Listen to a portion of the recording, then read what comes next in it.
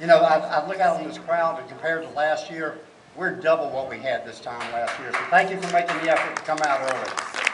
We hope there are a couple of hundred other people going to join us before the day is over. The next speaker we're going to hear from is a person who has some very extraordinary base of knowledge on two key areas. One is our Constitution.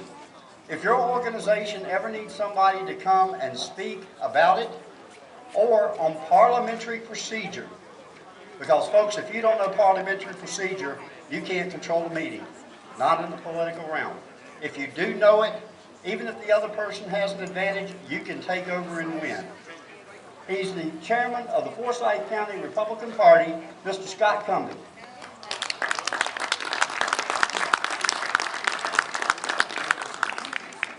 Well, when I come out as chairman of the Forsyth County Republican Party, I usually have a suit on. So I don't have a suit, I'm in my shorts, I'm here as me. So it's good to be here today. This is a beautiful sight, and it's a privilege to be here with you today. Did anybody hear Bill Whittle speak a couple of weeks ago? Remember what he said, if any of you heard him? He said, we need to quit calling ourselves conservatives and Tea Party people. We need to start calling ourselves the Rebel Alliance, as in Star Wars.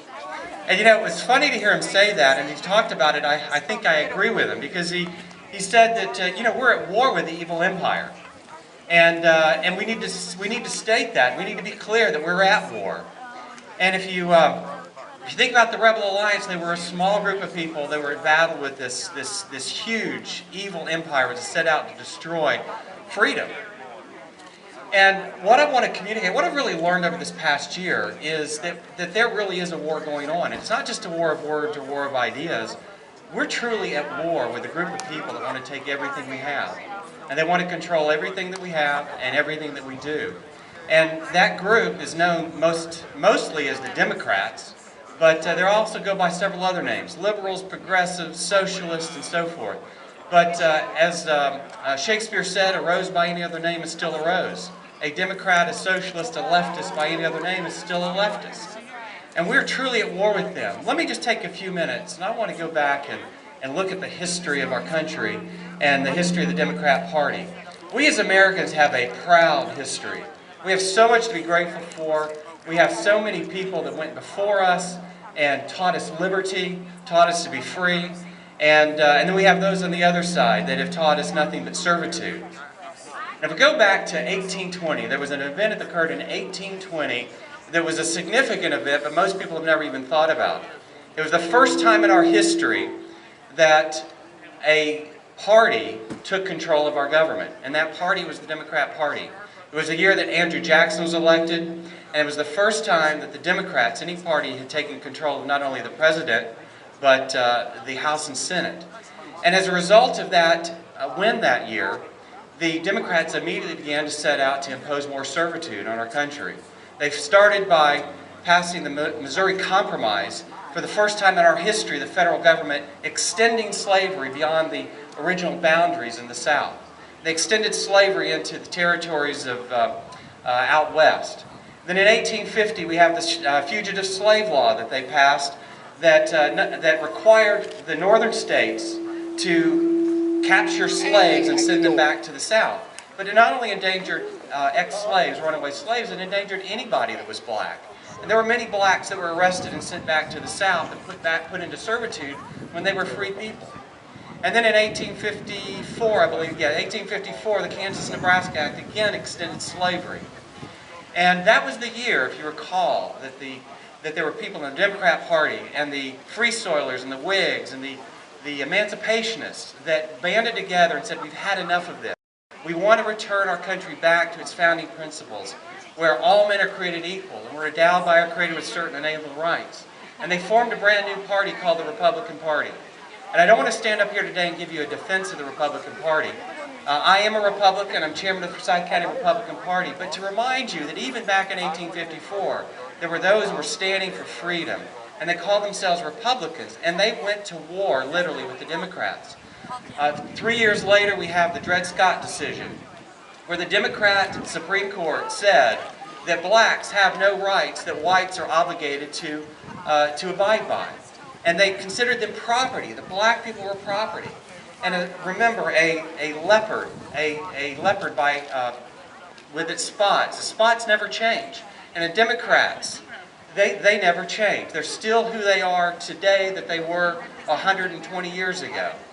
Democrats 120 years ago said that blacks were property and they had no rights. Today we see the same thing occurring. We have a group of people, the Democrats love to put people into groups, and we have a group of people the Democrats say are property and have no rights. It's the unborn.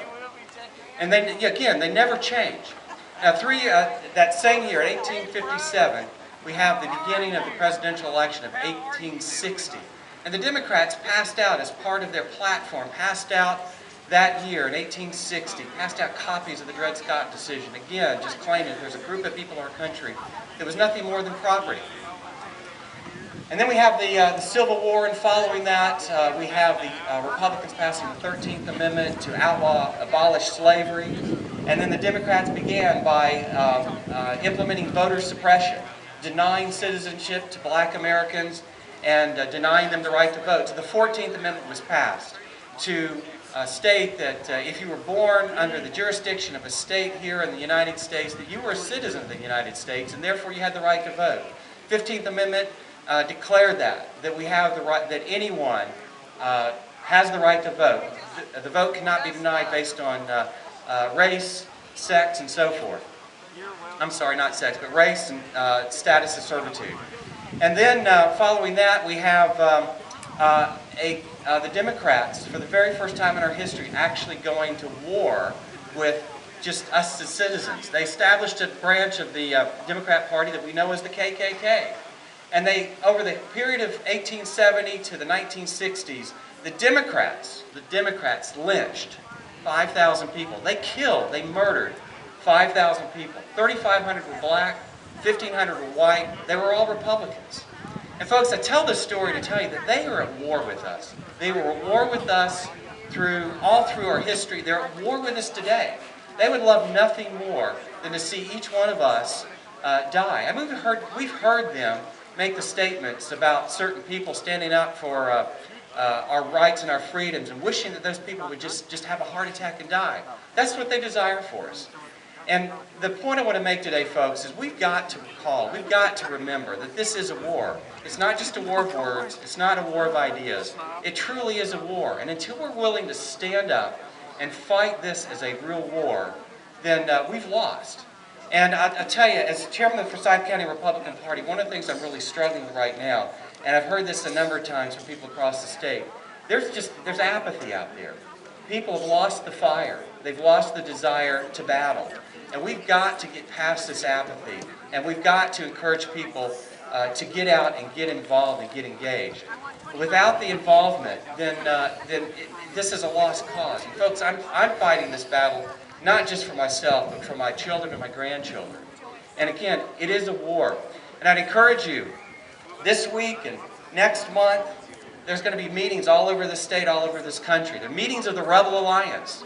And we need to join that Rebel Alliance. And we tell people, invite them to come to our meetings, come to these Rebel Alliance meetings. And remember, this is a secret. You can't tell anybody about this. You need to generate excitement. You need to generate curiosity and interest in these people. And remember that this is a real war. And I invite everyone that you can around you to come out and join us in this battle. Thank you.